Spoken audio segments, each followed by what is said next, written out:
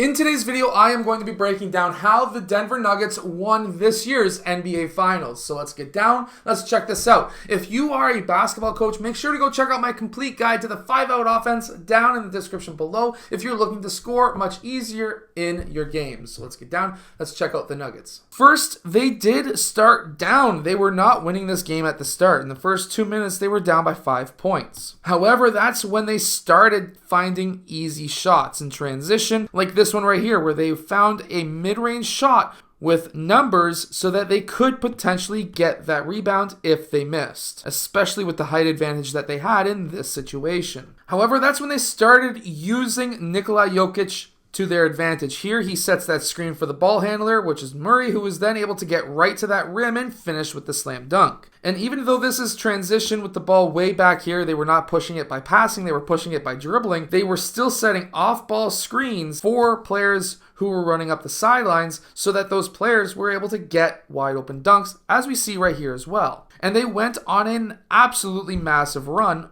after being down by 5 points. That's when Nikola Jokic really started passing the ball a lot. Here he gets that ball in the high post, passes to the low post, and just by using quick passes, this never happens. Like, this really shouldn't happen.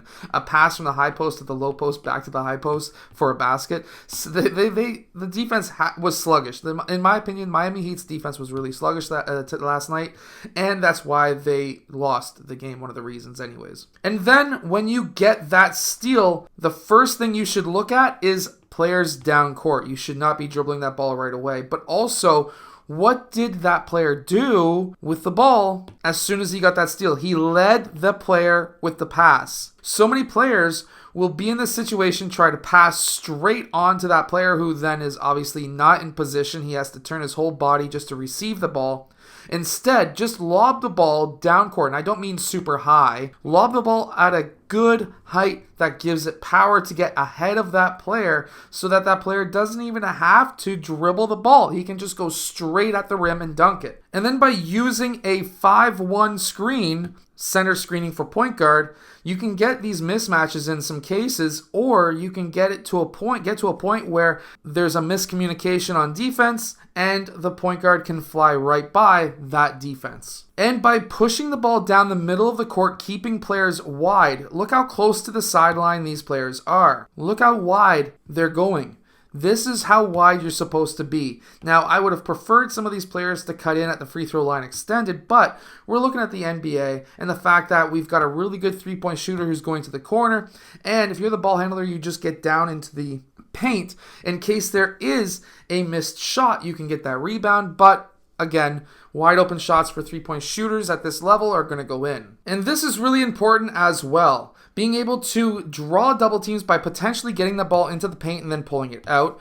But also then after you either kick or pull the ball out from the paint to swing that ball, and then that player who's getting that ball swung to them, either looking for that three or looking for another paint touch, whether that's a drive or a pass into the low post, because now this could collapse the defense even more, and he could kick that ball out to the three-point line for a three-point shot.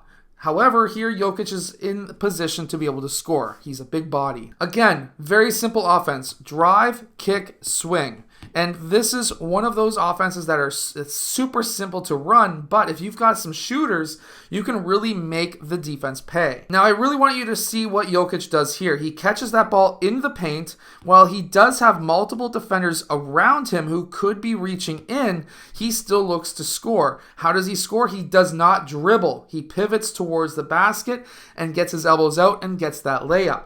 Now, why this is important, so many young players will take that dribble and then they'll try and score. But if you take that dribble, then this player, or this player, or this player, or even this player could come in and poke that ball free. You don't want that. You want to keep that ball high and score. The Denver Nuggets were able to win by using passing to their advantage, getting Jokic the ball and getting him double teamed for him to pass the ball out. However, that would have never happened if it wasn't for Jokic being able to score in multiple different situations, whether it be from the three-point line or for him to be able to score in the post. And then being able to have a player who's a slasher and a shooter like Jamal Murray, who is able to do pretty much everything on the court as well. This is why the Nuggets won, because they were able to push that ball, they were able to move that ball quickly, either with a drive and kick, swing style offense, or in a horn-style offense to get Jokic the ball in the high post. I hope that you've enjoyed today's video. If you have, hit that like button, subscribe. I hope that this video has helped you and your team. And make sure to go check out the complete guide to the 5-out offense if you are a basketball coach. I'll see you guys again next time.